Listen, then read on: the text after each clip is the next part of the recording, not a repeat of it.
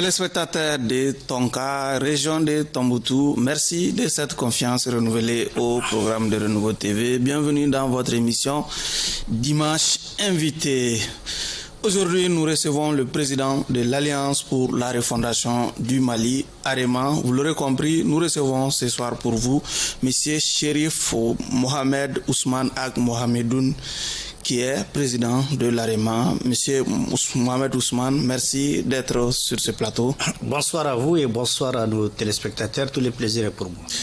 Avec vous, nous allons bien entendu évoquer la question du départ de l'aménagement du Mali, la réunion de niveau décisionnel qui s'est tenue ici à Bamako autour de la mise en œuvre de l'accord, également la réception pour l'armée de nouveaux matériels militaires et aujourd'hui, nous n'allons pas aussi occulter les raisons profondes qui vous ont poussé à la création de l'AREMA. Justement, parlant justement de l'AREMA, pourquoi doit-on refonder le Mali? L'AREMA, c'est l'Alliance pour la refondation du Mali. Pourquoi devrons-nous refonder le Mali, Monsieur Mohamed Ousmane? Merci Barou. Permettez-moi de saluer tous nos téléspectateurs qui nous suivent en ce moment. Et permettez-moi aussi de mettre une bénédiction à l'endroit des victimes de toutes ces guerres qu'on nous a imposées, militaires et civiles, que Dieu les agrée dans son paradis. Alors, pour en venir à l'AREMA, vous savez, la question de l'AREMA, elle est toute simple. Elle répond à un souci fondamental de rassembler les Maliens. Vous savez, aujourd'hui, le seul combat qui vaille aujourd'hui, c'est celui de réussir à rassembler les Maliens autour des objectifs essentiels pour promouvoir vraiment les solutions qu'il faut à leurs attentes. Nous avons entendu partout des Maliens décrier une certaine classe politique. Il y en a qui disent que la classe politique elle a échoué, il y en a qui disent qu'elle n'a pas échoué, mais en tout cas il y a un problème à ce niveau. Il y en a qui vous disent également que les mouvements de changement tels que les M5 auraient dû s'arrêter à partir du coup d'État, donc il y a un problème. Il y a un problème et pourtant il y a une réalité qu'on ne peut pas occulter. La réalité est la suivante, c'est qu'il y a une majorité écrasante aujourd'hui des Maliens qui ont besoin de se retrouver autour de l'essentiel, c'est-à-dire sauver le Mali, réussir la transition et préparer vraiment des instruments et des institutions fortes pour maintenir le Mali en tout cas dans une dynamique de souveraineté assumée et assurée. Okay. Alors c'est ce qui a motivé la création de l'Alliance pour la refondation du Mali qui se veut une alternative pour donner la chance à cette majorité des Maliens de se retrouver pour faire le combat aujourd'hui pour le nouveau Mali, pour le Mali Koura, dans la dynamique aujourd'hui dans laquelle nous sommes dans cette transition, qui est de mettre en place non seulement des instruments aujourd'hui solides, mais aussi des textes également solides, qui sont vraiment et qui tirent leur fondement dans nos valeurs sociétales, mais aussi de mettre en place des hommes qu'il faut à la place qu'il faut. Okay. Monsieur Mohamed Ousmane, beaucoup de nos téléspectateurs seront peut-être surpris ce soir de vous voir prêcher la cause de l'AREMA, parce qu'il y a quelques semaines encore, vous prêchez la cause d'un autre collectif qu'on appelle le collectif pour la refondation du Mali. Du Corema à l'AREMA, qu'est-ce qui s'est passé? Bon, je crois que si je peux emprunter un mot, le Corema aurait pu jouer le rôle dévolu aujourd'hui à l'AREMA. Mais je crois qu'il y a eu un problème sur lequel je ne vais pas revenir. Alors la majorité... Un problème de leadership? Non, pas du tout. Pas du tout. C'est pas un problème, c'est un problème de décision majeure par rapport à la vie de la nation. À un moment, il faut rassembler. Il faut s'assumer pour rassembler les Maliens. Certains camarades n'ont pas compris. Oui. Et ils ont fait le contraire en posant des actes qui ne sont pas de nature à rassembler. Mais je dis c'est le passé. Ce qui est important, c'est que nous avons encore emprunté de nouveau un terme qui n'est pas étranger aux Maliens, nous avons rectifié. Nous avons rectifié en mettant en place l'Alliance pour la refondation du Mali qui aujourd'hui, par la grâce de Dieu, est en train de susciter l'espoir et en train de rassembler beaucoup de Maliens autour des objectifs principaux pour le nouveau Mali. Sauf qu'il nous est revenu que vous reprochez à vos anciens camarades d'avoir voté contre la nouvelle loi électorale. Est-ce un crime de voter contre une loi électorale, par exemple? Non. Loin de là, je crois qu'il n'y a jamais eu de reproche à leur endroit qu'ils aient voté pour la loi. Mais tout est parti de là. Oui, mais le problème, c'est quoi? C'est quand vous votez. Vous avez la liberté de voter à vos noms. Et personne n'a le droit de vous dire pour qui vous devez voter. Mais dès là, à voter et à faire assumer votre vote par d'autres qui n'ont pas voté, c'est ça le grand péché. À l'époque, il y a plus de 15 membres de Korema qui étaient membres de CNT qui ont voté pour cette loi, qu'on a appelée la loi du rassemblement. Alors il y a 2 qui ont voté contre, donc la voix des 2 ne peut pas engager la voix du groupe. Donc le problème est parti de là, sinon chacun est libre de voter pour quelle conviction il veut et pour qui il veut. Ça c'est la liberté de chacun, il ne s'agit pas de ça. Mais c'est le fait de dire que c'est tous les collectifs qui ont voté contre, c'est ce qui n'est pas vrai. Alors c'est ça le problème. Bon, on a tenté de corriger en amenant les camarades à un peu plus d'humilité pour reconnaître que c'est une action individuelle, ils sont 2 et que le Korema a agi différemment. Ça n'a pas été le cas. Alors nous avons tout simplement décidé dans cette majorité, avec cette majorité qui a mis en place le Korema, de prononcer cette dissolution. Pour nous, il est dissous. Donc, en lieu et place, nous avons mis cette place. Cette dissolution n'engage peut-être que vous. Hein? Oui, on a eu à recevoir le président du Korema autour de ces plateaux. C'est pas un problème. Vous savez, nous sommes dans un état de droit. Oui. Chacun est libre de s'autoproclamer d'une organisation, d'une association. Ils le font. Ils peuvent continuer à le faire. Mais pour nous, le Korema... Il peut vous opposer le même argument, M. Mohamed Ousmane. Non, je vous en prie. Moi, je pense que je suis pas venu en fait pour faire ce débat. Parce que pour moi, c'est un débat qui est dépassé. Parce que si je le fais aujourd'hui, c'est comme s'il y avait quelque chose à mettre en valeur. Non. Pour moi, c'est du passé. Le Korema, ce n'est plus notre sujet. Ce n'est plus vraiment notre centre d'intérêt. Aujourd'hui, nous parlons de l'AREMA.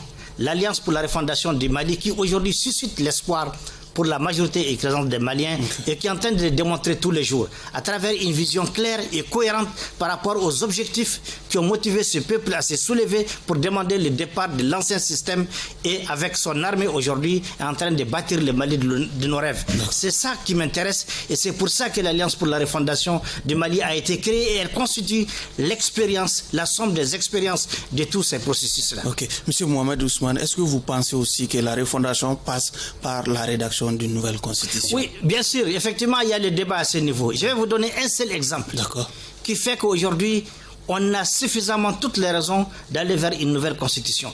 La constitution qui nous régit et celle d'avant ont bafouillé aujourd'hui les fondements de notre société, qui sont la valorisation des légitimités traditionnelles, la valorisation de nos us et coutumes. On en parle de façon très légère dans les textes, mais dans l'application, même évoqué légèrement dans l'application, c'est zéro.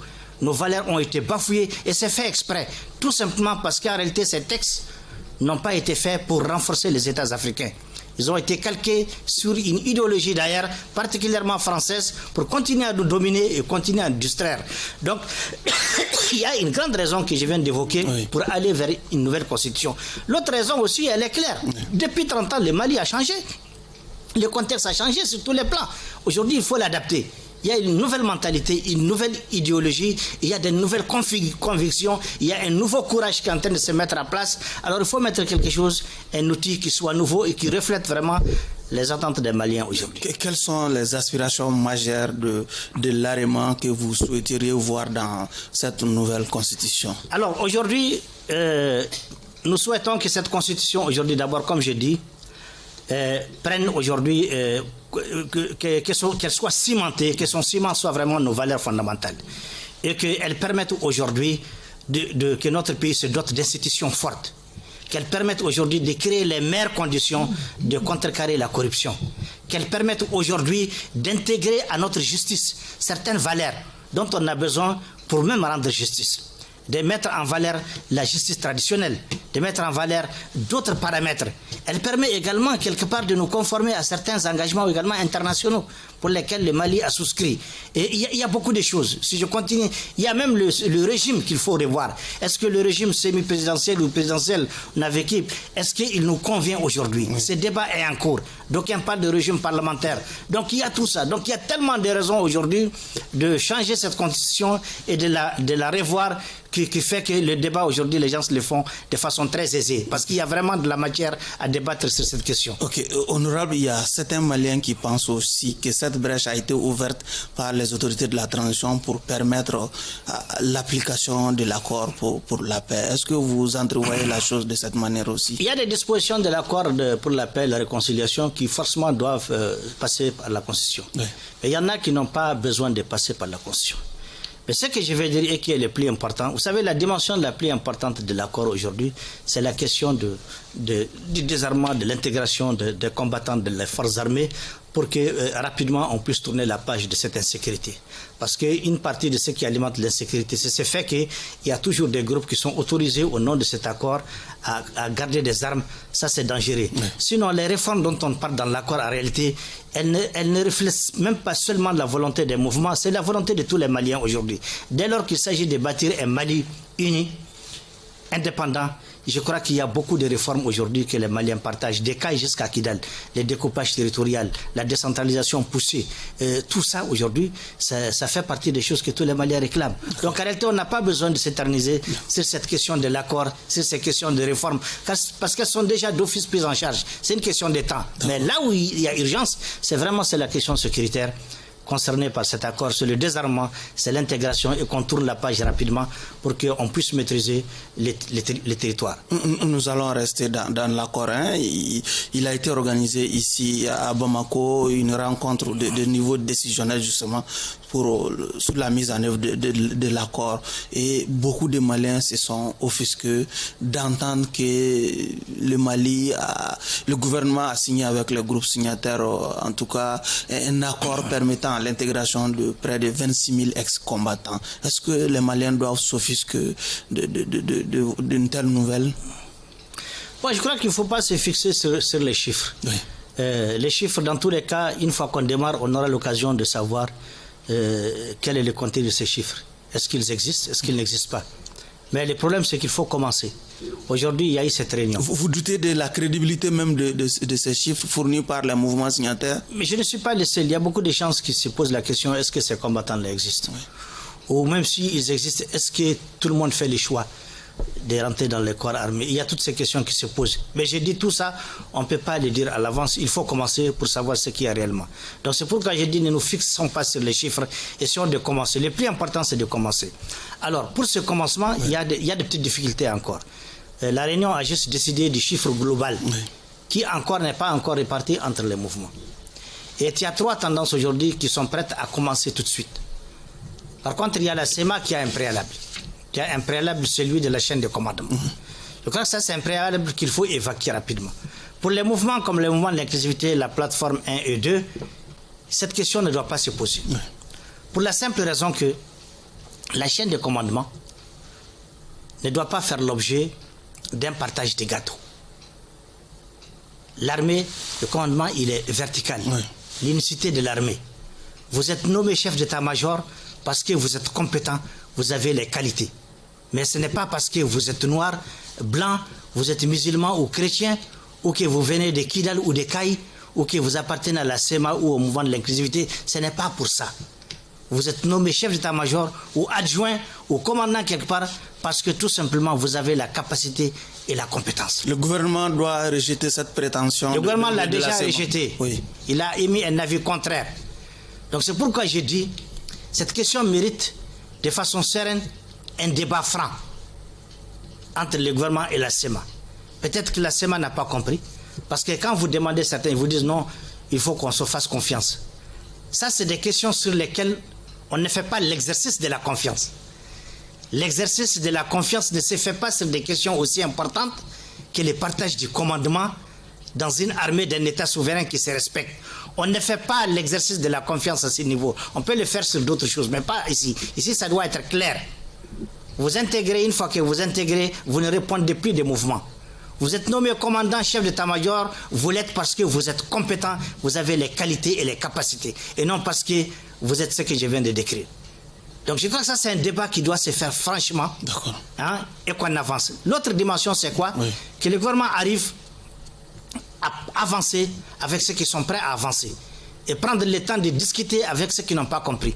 Mais bloquer tous les processus, parce qu'il y en a qui n'ont pas compris, à raison ou à tort, là c'est extrêmement dangereux pour les processus, parce qu'il risque d'avoir un enlisement. Et ce n'est pas seulement des amis que nous avons aussi beaucoup d'ennemis. Donc il faut avancer sur ces questions en esquivant beaucoup de pièges là-dedans. D'accord.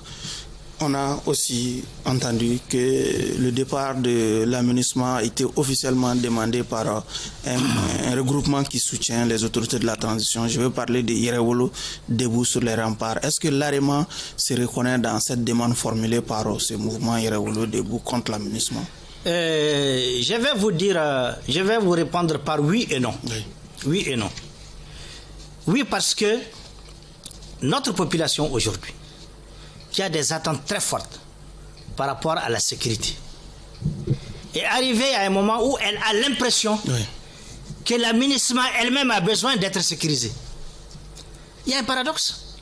On vous a amené pour nous sécuriser et vous avez un besoin de vous faire sécuriser au point où vous faites appel à un partenaire qu'on a décrié non grata au Mali, tel que Barkhane et autre chose.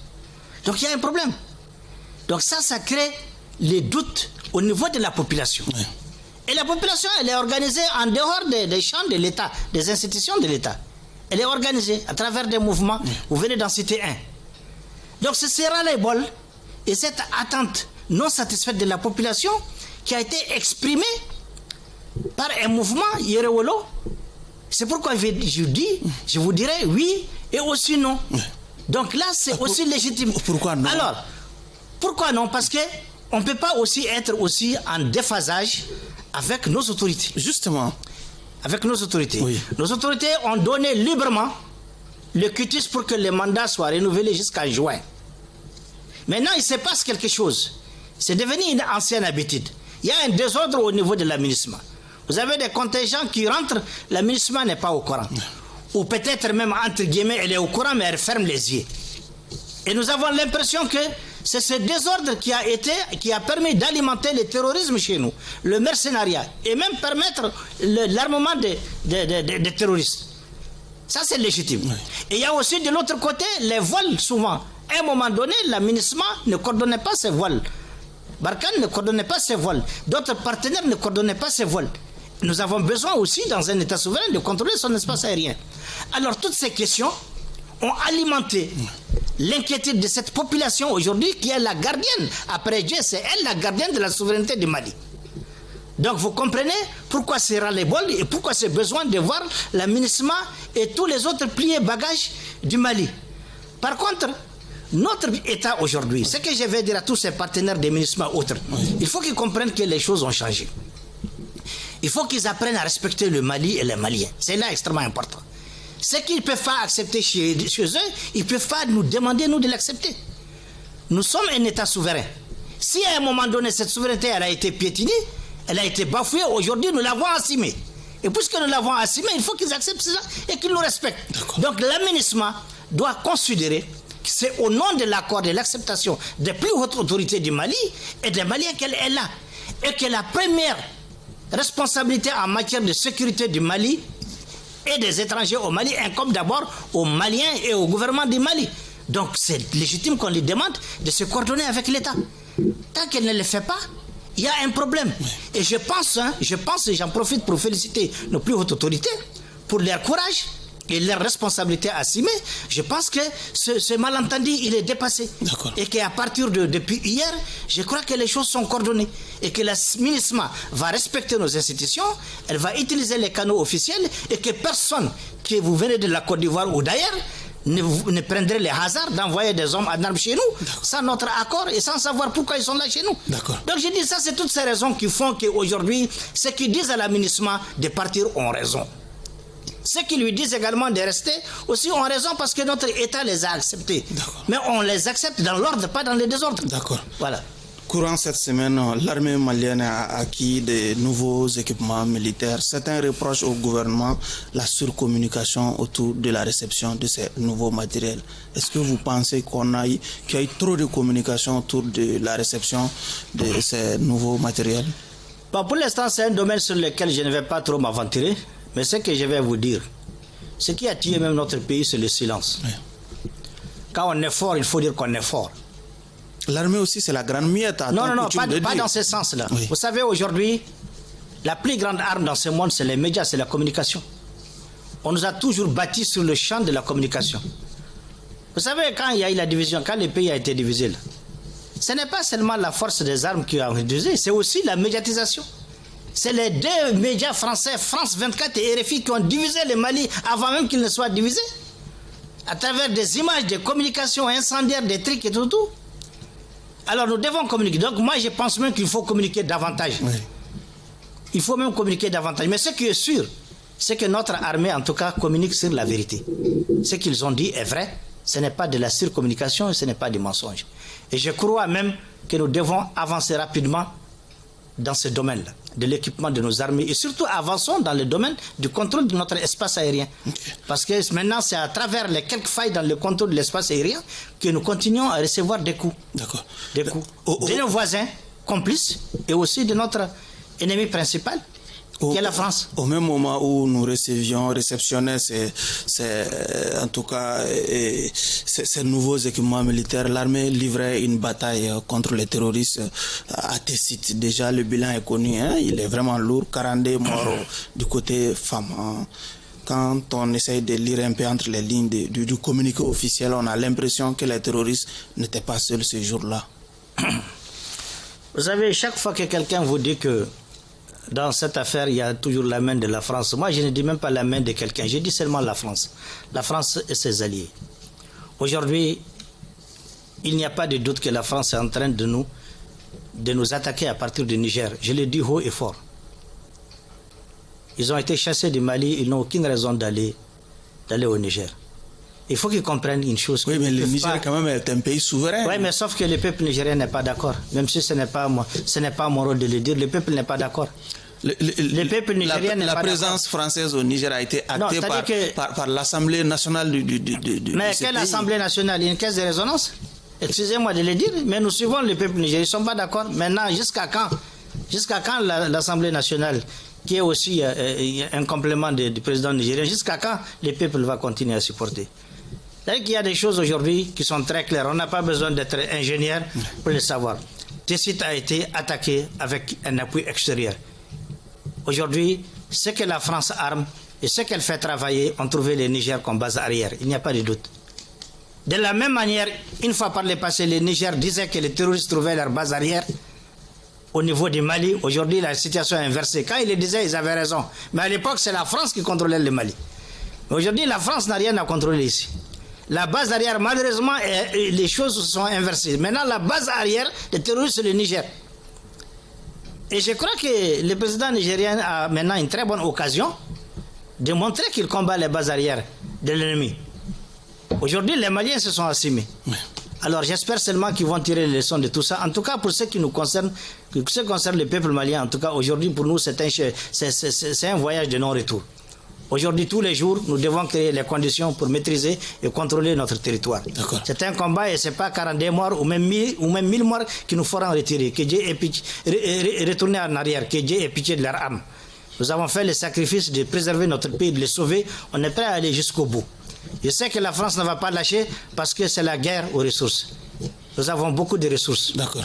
Nous avons beaucoup de ressources, même nos impôts qui ont l'habitude d'être volés. Aujourd'hui, on arrive à... Il y a des gens qui m'appellent pour me dire il y a eu un centre de santé, 40 milliards, 30 milliards. Ils m'appellent et me disent mais cet argent-là vient d'où? Je dis mais cet argent-là était toujours là. Sauf que d'habitude, il a été volé. Maintenant, ça quitte directement les contribuables, ça va dans les besoins sociaux. D'accord. Dernière question peut-être de l'émission. On a, à la faveur d'une de ses visites en Afrique, le président français Emmanuel Macron a accusé le Mali de stigmatiser une communauté, c'est-à-dire la communauté Peul. Que répondez-vous à une telle Mais c'est comme ça que la politique française a toujours vécu. Diviser les ethnies, diviser les couleurs, diviser les religions, diviser tout. La France a toujours travaillé comme ça. Et malheureusement, permettez-moi de féliciter au passage nos frères Pell, nos cadres Pell qui ont réagi, tout comme le gouvernement, pour dire à Macron qu'il se trompe. Ceux qui tuent les Pell et ceux qui s'entretuent aujourd'hui, nous connaissons l'agenda. C'est des mercenaires payés par cette même France et armés par elle. Mais j'espère qu'un jour ils comprendront, que tout le monde comprendra que ce n'est pas des projets d'avenir. Et ce n'est pas aussi une religion. Votre dernier mot avant de conclure? Mon dernier mot vraiment au nom de l'Alliance pour la refondation du Mali, c'est d'appeler l'ensemble du peuple malien au rassemblement. Nous avons deux grands défis majeurs. Le premier défi majeur, c'est de réussir notre constitution, la nouvelle constitution, la réussir qu'elle soit vraiment une constitution malienne et qu'elle ait le maximum de légitimité. Le deuxième défi majeur, bientôt il y aura les élections présidentielles. Je ne fais pas de campagne, mais ne permettons plus à n'importe quel fils du pays de venir encore pour diriger ce pays pour lequel on est en train de faire tous les sacrifices afin de les sauver. Okay. Nous devons être vigilants et nous mobiliser pour cela. Et j'ai fini par dire que Dieu bénisse notre pays, le Mali, et que Dieu bénisse nos institutions, qu'il préserve la santé de nos populations, où qu'elles soient. Et qu'il nous mette en arrière et derrière une page ce terrorisme qui nous a fait trop de mal. Merci, salam alaikum. Mohamed Ousmane, merci d'être passé. Je rappelle que vous êtes membre du CNT, également président des mouvements de l'inclusivité, aujourd'hui président de l'Alliance pour la refondation du Mali, AREMA. Merci à vous de nous avoir suivis et à un autre numéro de votre émission, dimanche invité. En attendant, clin d'œil à toute cette brave population de Tombouctou. Au revoir.